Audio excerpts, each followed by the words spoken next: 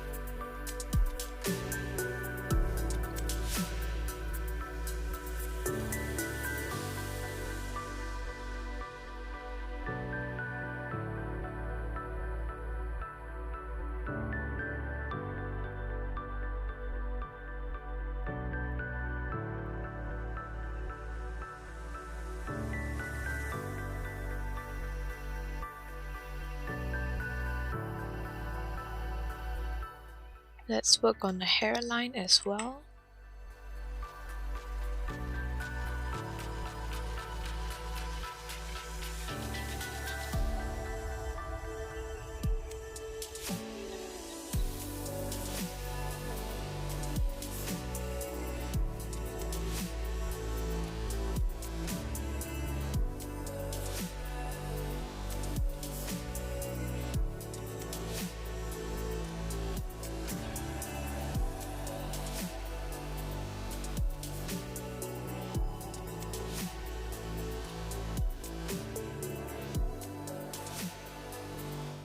Now, I think I want to add more shadow under the hair here.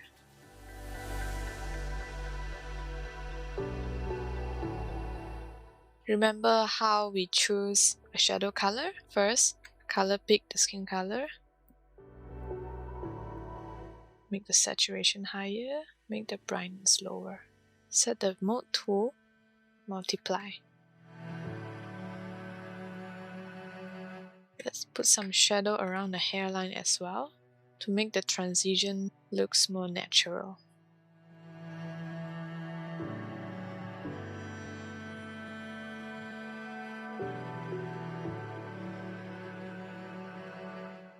Let's add more shadow under the chin as well.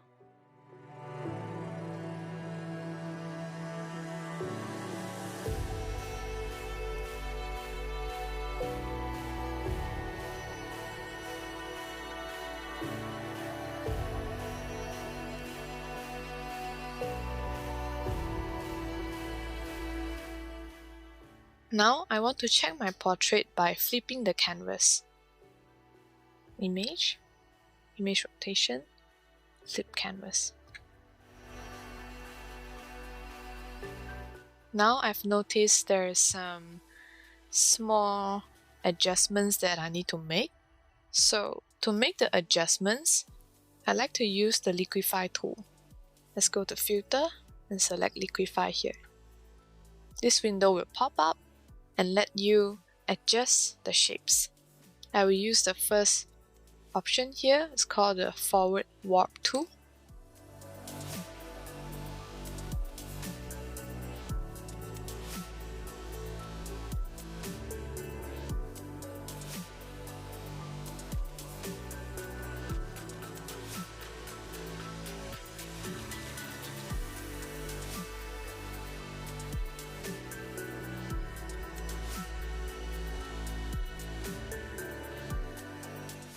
After we are satisfied with the changes, we will click OK.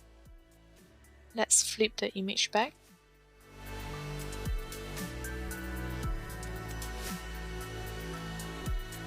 I will add the eye color for her.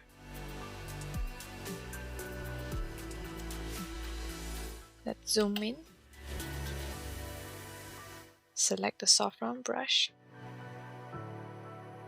Let's give the same green.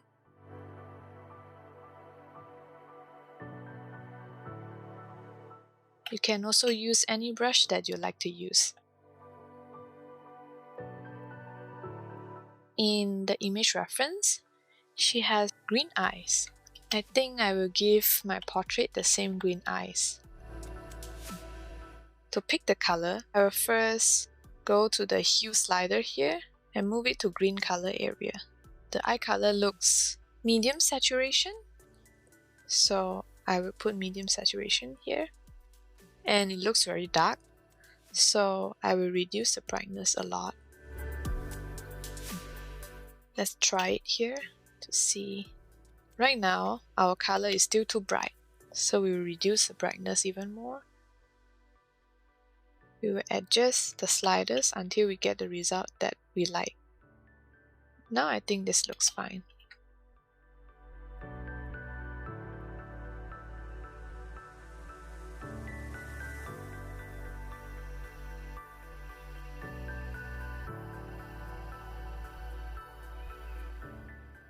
It's black color in the middle of her pupil.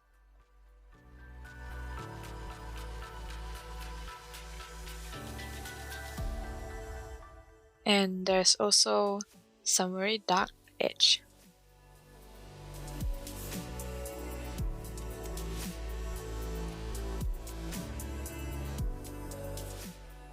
Let's add more shadow beneath the eyelid.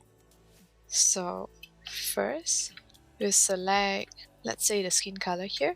For darker color, increase the saturation, decrease the brightness. The mode, set to multiply.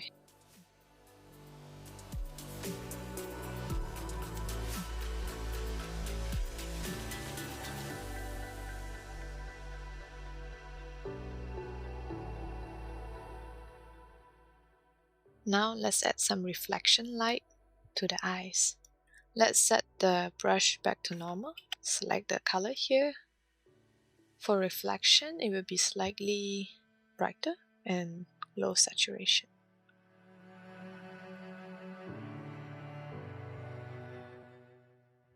Let's refine the eyes a bit more.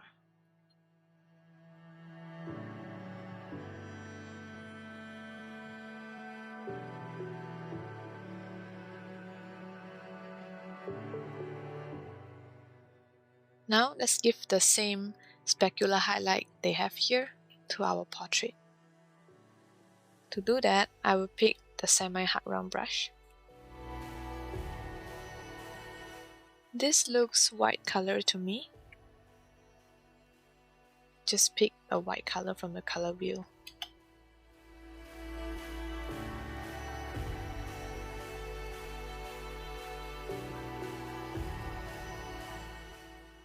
Let's add some highlight around her face as well.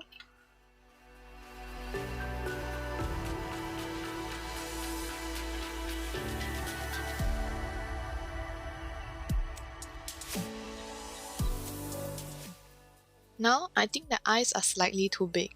I will adjust the size in Liquify again. Now, let's go to Filter and click Liquify. Previously, I've showed you how to modify the drawing using the forward warp tool here. Now I will show you how to enlarge or reduce the size of an object. For example, now I want to make the eye smaller. To do that, I will select the Pucker tool here and I will click on the eyes until I get the result I want. Next, I want to make her lips bigger. To do that, I will select the Bloat tool. Let's click on the lips until we get the result that we want. Now I'm satisfied with the result and I will click OK here. Let me show you the before and after. This is before and this is after. Next, let's continue to refine the portrait.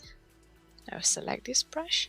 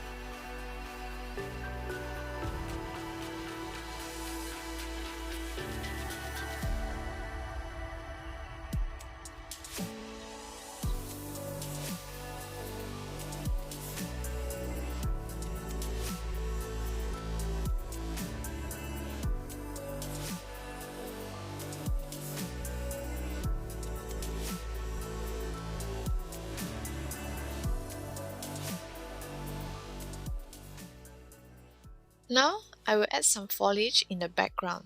Let's choose this brush for the foliage. I will talk about scattering now. Let's open our brush setting and go to scattering here. Make sure it's turned on. Now, scattering allows us to scatter our brush along each brush strokes, creating the spraying effect. The scatter option here lets you adjust how far you want the brush to spread apart.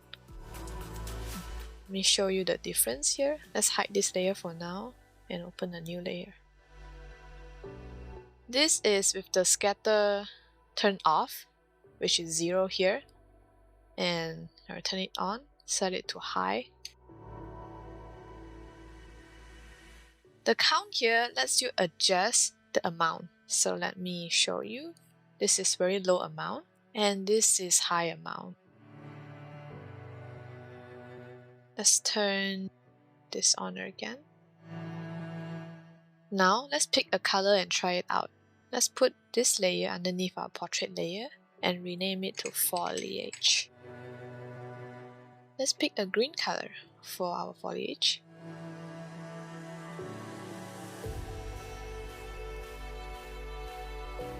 Let me put the count back to 1. Normally, this is the setting that I like to use. You can always play with the settings and adjust it to your own preference. Imagine that there is a tree behind her.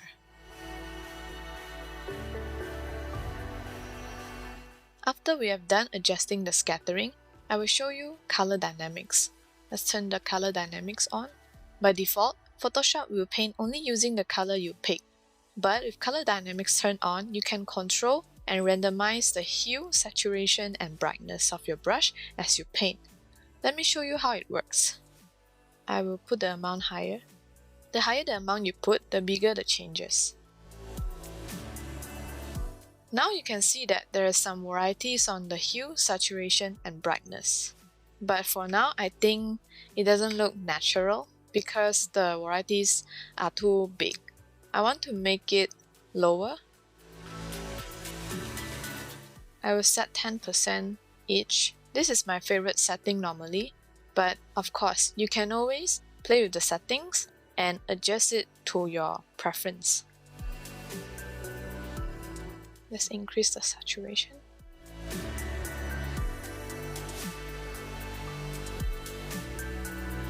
If I think I want to add more shadow as I paint, I can increase the brightness tutor here. So it will randomize the brightness for me and create some very bright and very dark brushstrokes as I paint.